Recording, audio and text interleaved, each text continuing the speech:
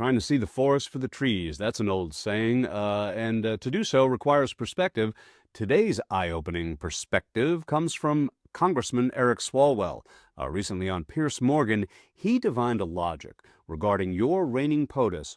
You know, a man who never met a problem he couldn't threaten to sue his way out of. Well, it's a quick hint for today's stunning challenge from Eric Swalwell. It's coming up right after this stumble down litigious memory lane. Quote, if Ted Cruz doesn't clean up his act, stop cheating and doing negative ads, I have standing to sue him for not being a natural-born citizen. Just in the last hour, Trump tweeting that he might sue Cruz over questions about his citizenship. How is the Cruz campaign responding? This comes as Donald Trump is reportedly considering a lawsuit against the New York Times for its account of two women who say Trump made separate unwanted advances on them. Campaign sources tell us that lawsuit against the New York Times is currently being drafted, and they, quote, better have a good lawyer. Every woman lied when they came forward to hurt my campaign. Total fabrication. The events never happened. Never. All of these liars will be sued after the election is over. We'll see what happens. We will be suing in Nevada. The Trump campaign is threatening to sue if the ads don't disappear, claiming Trump's words were being misrepresented. And today's fabulously logical argument that Eric Swalwell makes to Piers Morgan, well, it's directly related to this, as you're about to see. Elon Musk is continuing his attacks on President Trump, now claiming Trump is included in the infamous Epstein files, and that is the real reason they have not been released. It's a reference to the investigation into disgraced financier Jeffrey Epstein, whose death in jail in 2019 and ties to top figures in politics have been the subject of many conspiracies. Musk also said without him, Trump would have lost the 2024 presidential election. Such ingratitude. That was Musk's response to a video of Trump claiming he didn't need Musk to win the key state of Pennsylvania, and that Musk is upset he's no longer in the White House inner circle. In short, arguably the most important political alliance of the last election is breaking apart in full public view. How worried is the White House that this fight could blow up the president's legislative agenda? Obviously, the big, beautiful bill is working its way through Congress. There are slim margins. There's opposition coming from both the House and the Senate. Is this fight happening at a really inopportune time?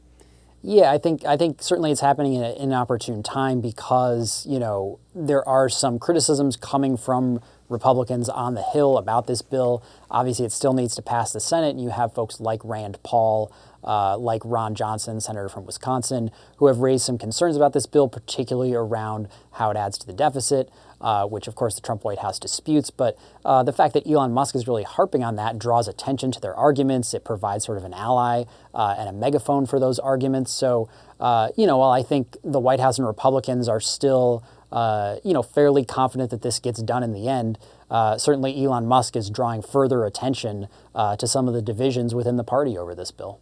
It'll be interesting to see how he continues to use his political influence. One of the most vocal and prominent voices on X, where a lot of political conversation is had, especially on the right. So it'll be something we'll have to continue to follow. But for now, we'll leave this conversation at that. Brett Samuels, thanks so much. Thanks, Drew. Okay, so today's big story answers the question, if the man who sues till he's orange in the face is faced with such an accusation from within his own inner circle, from a man closer in proximity to him for the last 5 months than his own adoring wife, well, isn't a call then to his phalanx of attorneys his most predictable move?